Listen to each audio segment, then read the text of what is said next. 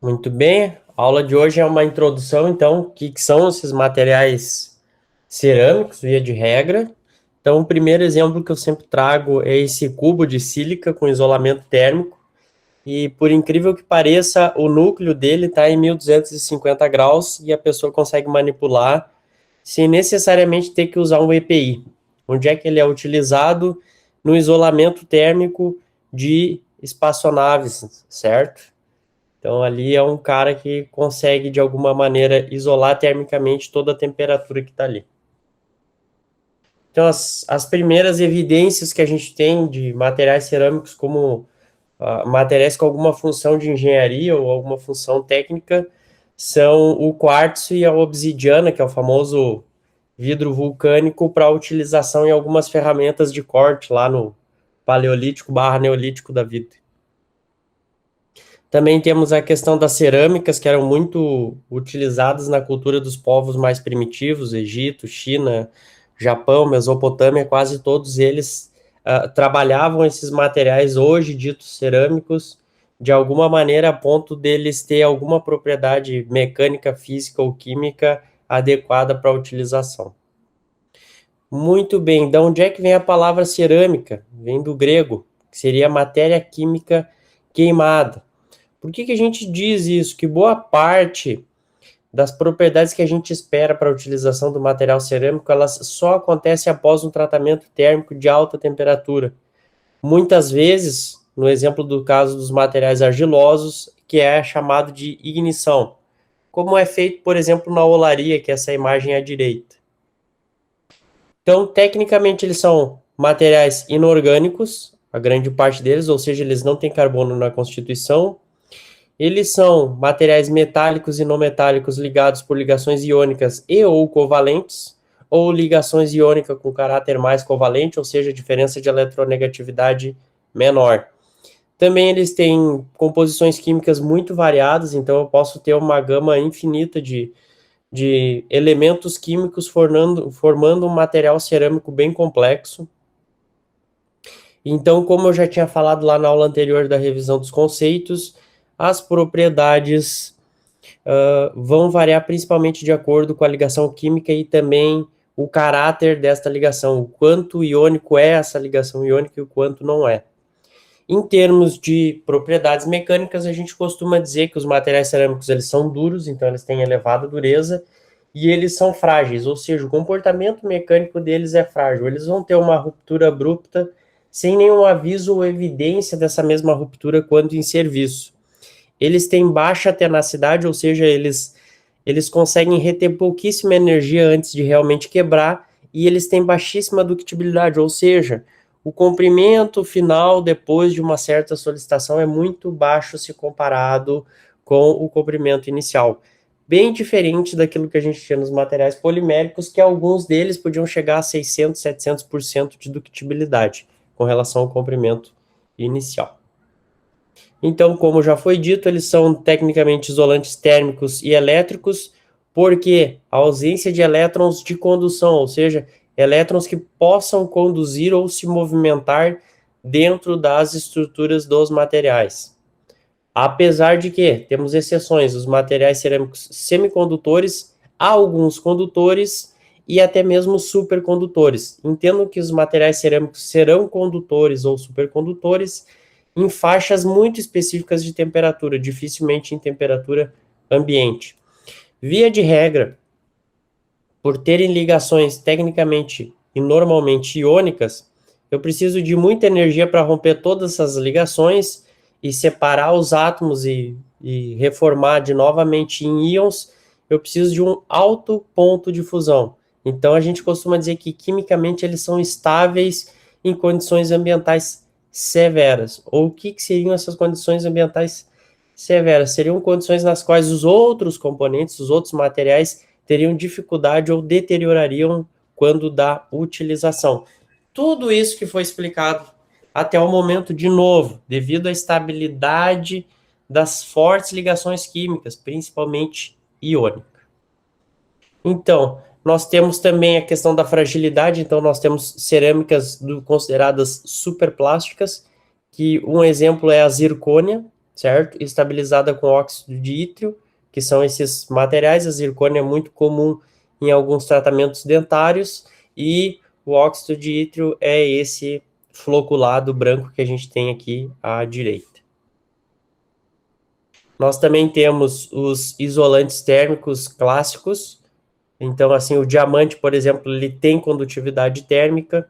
Nós também temos os isolantes elétricos, que tem semicondutores e supercondutores, que são essas duas imagens. Se vocês perceberem, parece que as duas pecinhas estão flutuando, e na realidade isso é por causa do caráter de ser semicondutor e supercondutor. E aí, por que falamos diversas vezes que o grafite e o diamante são considerados cerâmicos? Apesar de serem constituídos de carbono, eles são tecnicamente apenas de carbono, e eles são formas de carbono inorgânicas, ou seja, elas não são produzidas ou catalisadas / analisadas através de algum organismo vivo, ou, por exemplo, algum organismo biota, né? Alguma coisa tipo um procarionte ou carionte. Então a gente costuma dizer que o grafite, o diamante e o fulereno também são considerados compostos cerâmicos de base carbônica, porque eles são inorgânicos. Muito bem. Como é que são a classificação dos materiais cerâmicos? Eu tenho os materiais cerâmicos tradicionais, que são o quê? Os estruturais, as louças, os materiais refratários, todos quase eles provenientes de matéria-prima argila ou outro tipo de silicato. Seria silicato, são compostos que têm o radical SiO2.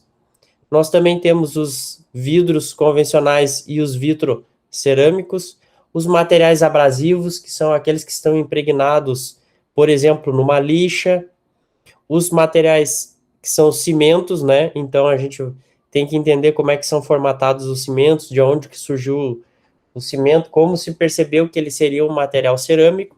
E, por sua vez, nós temos as cerâmicas avançadas, que são aquelas aplicações específicas na eletroeletrônica, na indústria térmica, mecânica, biomédica e assim por diante. Semicondutores, supercondutores, o fulereno e assim por diante.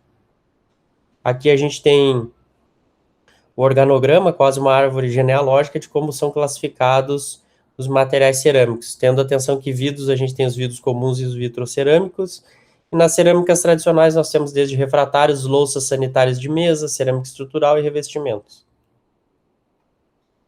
Também tem a diferenciação entre tradicionais e avançados. Então, assim, quando eu tenho uma cerâmica tradicional, a matéria-prima é natural, são minerais industriais, a estrutura é não uniforme e porosa, que nem a gente observa num tijolo qualquer, e tem propriedades mecânicas e estéticas, e aí o processamento. Como é que eu consigo obter uma cerâmica tradicional? Olaria, colagem, prensagem, extrusão, que nem a gente tem lá na extrusão de materiais poliméricos, e a queima.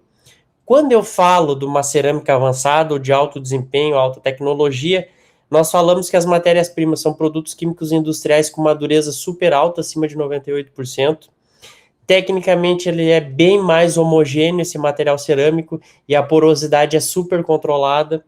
O foco vai estar na obtenção de propriedades elétricas, magnéticas são muito utilizadas, principalmente para ímãs de alta resistência, nuclear, ótica, térmica, até a questão biológica, por exemplo, para fazer um material poroso o suficiente que seja possível filtrar uma água poluída e entregar uma água com uma poluição bastante reduzida.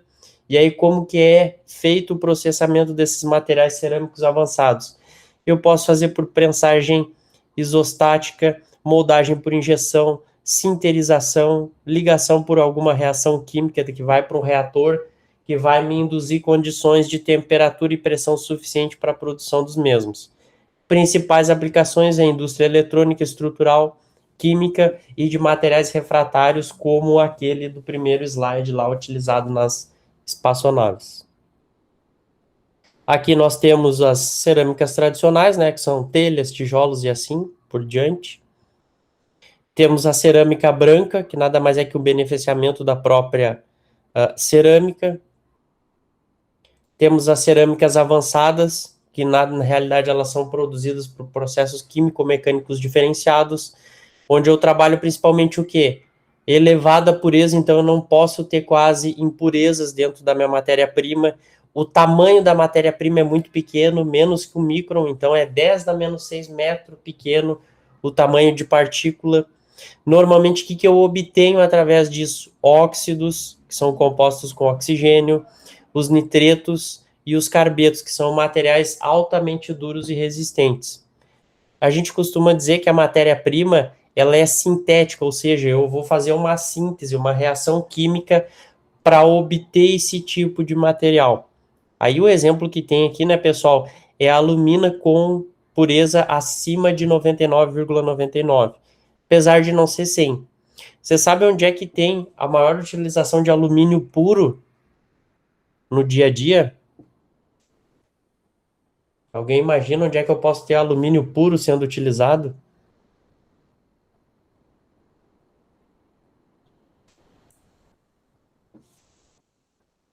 Deixa eu sortear um voluntário aqui, já que o pessoal tá muito. Tiago Henrique, onde é que será que eu posso ter a utilização de alumínio puro no meu dia a dia?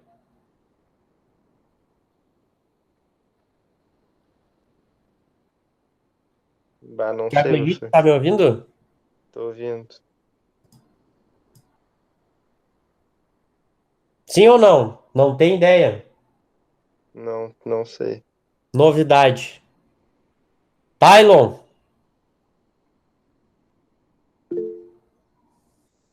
quase, Daniel. Muito bom, Daniel. Quase. Numa panela não, pessoal. A panela usa uma liga de alumínio, não alumínio puro. Daniel foi o que chegou mais perto. Latinha também não. Latinha não é tão puro, mas está esquentando. Tem a ver com alimentos. Mais alguém? Não. O talher também é uma liga de alumínio. Não é a embalagem. É uma embalagem, mas qual embalagem, Samuel? Não. O alumínio mais puro é aquele utilizado como revestimento para as embalagens plásticas, no qual eu armazeno, por exemplo, massa de tomate, salgadinho e assim por diante. Aquele alumínio que é depositado, ele tem alta pureza.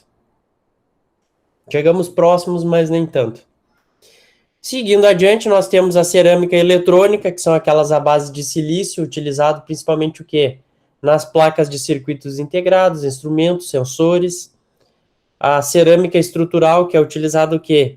Em rotores de motor, ferramentas de corte, que são essas imagens aqui embaixo. E o que acontece? Essa cerâmica estrutural ela tem uma alta dureza quente, ou seja, o material permanece com a dureza mesmo em alta temperatura, não tem reação com aço quando ele está usinando aço, por exemplo. São ferramentas com alta vida em trabalho, possibilita alta velocidade de corte e não forma um gume postiço. Vocês estão fazendo usinagem já ao vivo lá no laboratório com o Jean e Flávio ou não?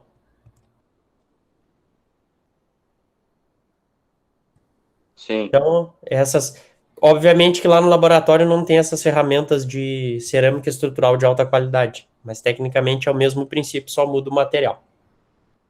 Então, outras aplicações que a gente tem, nós temos material para polimento, que é o caso do carbeto de boro, o nitreto de boro.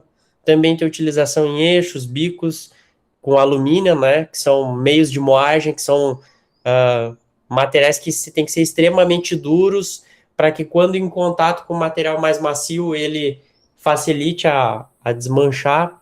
Nós também temos o óxido de zircônia, que é muito utilizado nessas facas cerâmicas, tem nessas propagandas, essas que são coloridas, tipo tem umas verde, azul, vermelho. Também pode ser utilizado na questão nuclear, quando eu tiver que trabalhar com níquel, com platina, com berílio e assim por diante. A diferenciação, né? Como é que eu diferencio um tradicional do avançado? O custo. Então, o custo para me produzir uma cerâmica avançada é muito maior do que uma cerâmica tradicional, então é bem mais fácil comprar um tijolo do que uma ferramenta de corte para usinagem. Os processos de fabricação são bem mais sofisticados, apesar de ter ali, por exemplo, um torneamento, mas uma prensagem de pós não é um processo simples.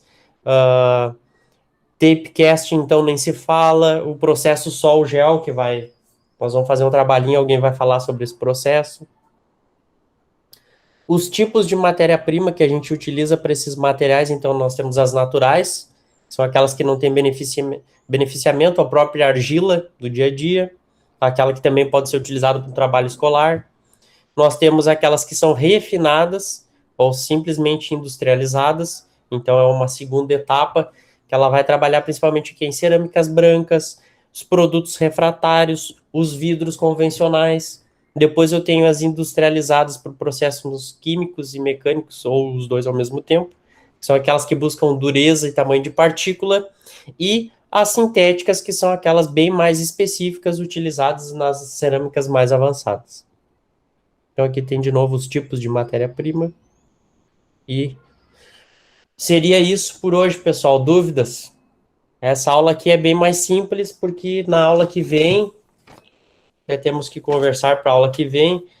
Já peço que se organizem em duplas / trios, porque nós teremos um trabalho para o início de janeiro, para avaliação do terceiro trimestre já sobre materiais cerâmicos. Nós vamos falar de cerâmicas, de refratários, argilas, vidros vitrocerâmicos, abrasivos, cimentos, semicondutores, supercondutores, compostos cerâmicos à base de carbono e processos de fabricação. Eu vou estar dividindo aqui esses assuntos pela quantidade de pessoas que eu entendo como interessante, e aí, na semana que vem, conforme os temas e a quantidade de pessoas, vocês vão se pronunciar para dizer quem vai ser dupla ou trio de quem, tá, pessoal? Vou dar essa possibilidade de vocês escolher, só que, de novo, vou ressaltar para todos aqui, espero que não aconteça o que aconteceu no último seminário. Teve gente que não conseguiu fazer o trabalho em dupla, não conseguiu fazer o trabalho em grupo, e nem aqueles que deixaram de me entregar, que eu estou aguardando até agora. Tranquilo?